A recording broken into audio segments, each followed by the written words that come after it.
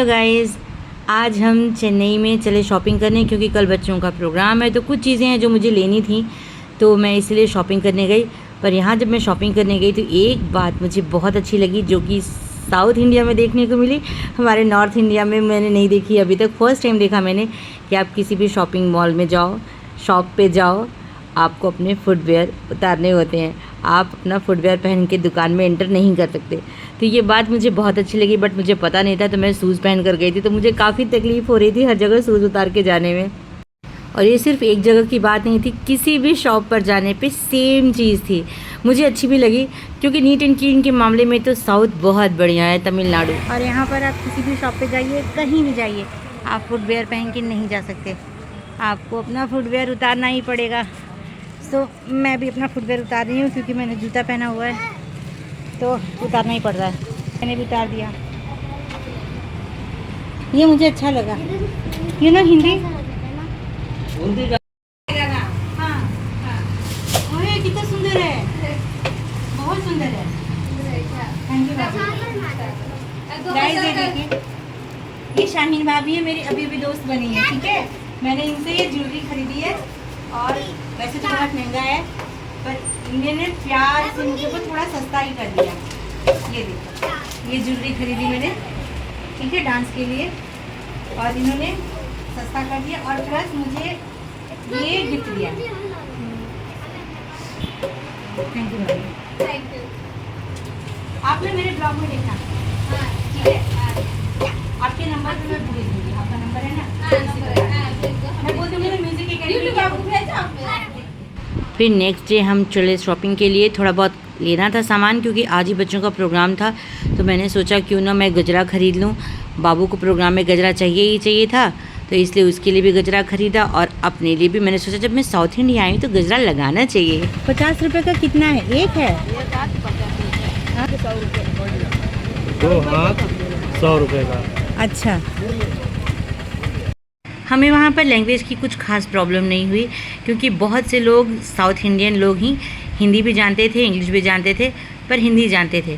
फिर मैंने गजरा लिया और जिससे गजरा ख़रीदा था उसी से गजरा लगवा भी लिया क्योंकि मुझे ना बड़ी एक्साइटमेंट हो रही थी। फिर मैंने बेटी के लिए भी गजरा ख़रीद लिया। और हमारे यहाँ तो नारियल पानी बहुत महंगा मिलता है, मतलब 90 रुपये का एक नारियल मिलता है पानी वाला। लेकिन जब सीज़न नहीं भी होता है तो भी कभी, मतलब 50 से नीचे तो मैंने आज तक नहीं सुना नारियल अपने यहाँ। तो मैं वहाँ गई तो वहाँ पर 30 और 40 रुपए में मिल रहे थे। तो हम जितने दिन थे हमने नारियल पानी खूब पिया और बहुत मज़े लेके पिया। और ये जो थी ना, ये एक साइड में तो गजरे वगैरह बेच रही थी, फूलों का दम स्टॉल लगा रखा था, और साइड में इनका एक दूसरा बिजनेस भी था, वहाँ पर ये नारियल बेच रही थी और इसको बोलते हैं सामी। तो मैंने नई चीज़ सीखी, इसको बोलते हैं सामी, दाल की सामी बोलते हैं आई थिंक। तो मैंने वहाँ जाके कुछ चीज़ें सीख भी ली। फिर इनसे ही हमने नारियल पानी ले लिया और फिर इन्होंने मुझे कहा कि आप यहीं पे नारियल पानी पियो क्योंकि फिर वो नारियल के अंदर जो मलाई होती है वो निकाल कर देती। तो हमने कहा चलो कोई बात नहीं, हमने कहा बच्चों के लिए लेते जाएंगे, और ख़ुद हमने वहाँ पर ही नारियल पानी पी लिया और फिर उन्हें दे दिया। और उन्होंने उस नारियल को बीच में से कट करके उसमें से मलाई निकाल कर भी हमें दी, हमने उसे खाया। लोग बहुत अच्छे थे लेकिन थोड़ा महंगा भी था। पता है हम लोग दूसरी जगह गए थे, वहाँ पर ना गजरा 20 रुपये का एक हाथ मिल रहा था। फिर हम घर आ गए, हमने सोचा बेसिक चीज़ें बच्चों का घर में ही कंप्लीट करके जाएं, पता नहीं प्रोग्राम के समय में क्या होगा कैसे होगा। हमने कैब बुक कर रखी थी तो हमें कोई दिक्कत नहीं था कि बच्चों को हाफ़ रेडी करके ले जाएँ। तो इसीलिए मेरे साथ मेरी एक और स्टूडेंट थी 4वीं, उसकी मम्मी भी आ गई थी, तो हम दोनों साथ ही बैठ के बच्चों के बाल बना रहे थे प्रोग्राम के लिए कि यहाँ से बच्चों को आधा तैयार करके ले जाएंगे, कैब में कोई प्रॉब्लम होनी नहीं थी, और वहाँ जा कर के बच्चों का फुल अच्छे से मेकअप कर देंगे क्योंकि वहाँ का हमें कुछ आइडिया नहीं था कि वहाँ मेकअप रूम है कि नहीं है, तो रिस्क लेना नहीं चाह रहे थे। एक तो वैसे भी 20 किलोमीटर के एरिया में कॉलेज के आसपास कुछ भी नहीं था, तो जो था, जो कमी ज़्यादा था वो करके हम गए। वहाँ पहुँचने के बाद ये 4वीं है और मैं इन्हें इसको काली माता की थीम में डांस परफॉर्म करवाया था, तो मैं इसके मेकअप को कर रही हूँ। वैसे सबसे ज़्यादा टाइम मुझे 4वीं के मेकअप में लगा क्योंकि 4वीं छोटी है, वो खुद से मेकअप नहीं कर सकती।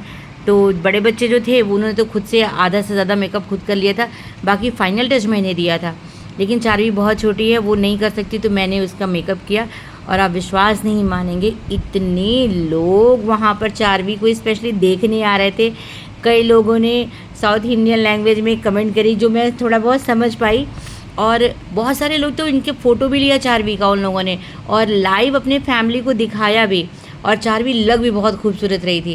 कहना नहीं चाहिए छोटी सी बच्ची है, इतना सारा मेकअप, गर्मी तो थोड़ी बहुत थी ही, लेकिन उसने मैनेज कर रखा था।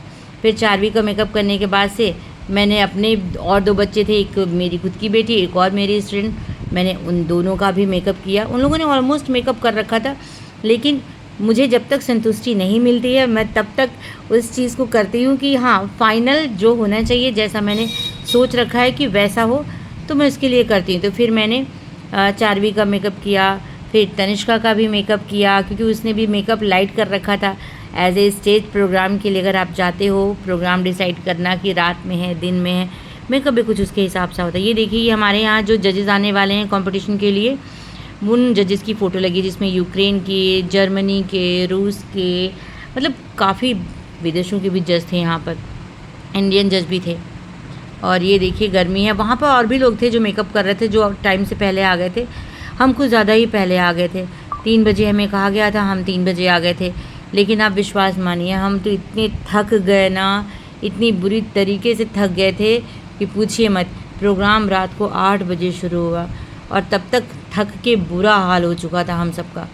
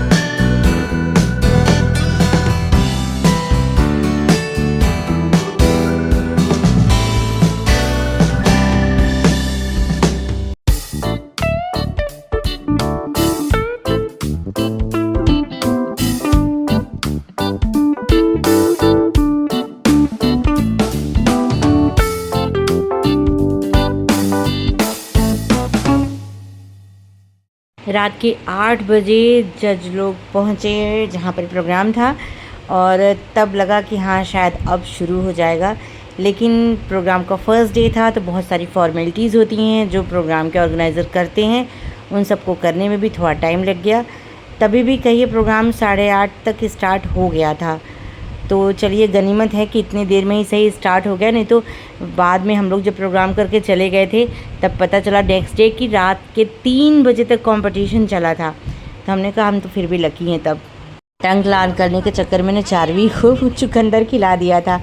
फिर जो हमारे जज पैनल की थी उसमें से एक जज खड़ी हुई, तो बच्चों की मैंने उनके साथ पिक खिंचवा ली, क्योंकि बच्चों को अच्छा लग रहा था और बच्चे भी अच्छे लग रहे थे, थोड़ा अच्छा फील करते। बहुत देर से बैठे बैठे बोर हो गए थे। गाइस, उम्मीद है आपको मेरा ब्लॉग पसंद आया होगा। अगले ब्लॉग में आपसे फिर होगी मुलाकात। तब तक के लिए मेरे चैनल को लाइक, शेयर एंड सब्सक्राइब कीजिए, और चेन्नई के एपिसोड को देखिए, क्योंकि बहुत ही इंटरेस्टिंग होने वाला है आगे। अगले ब्लॉग में फिर होगी मुलाकात। तब तक के लिए बाय बाय।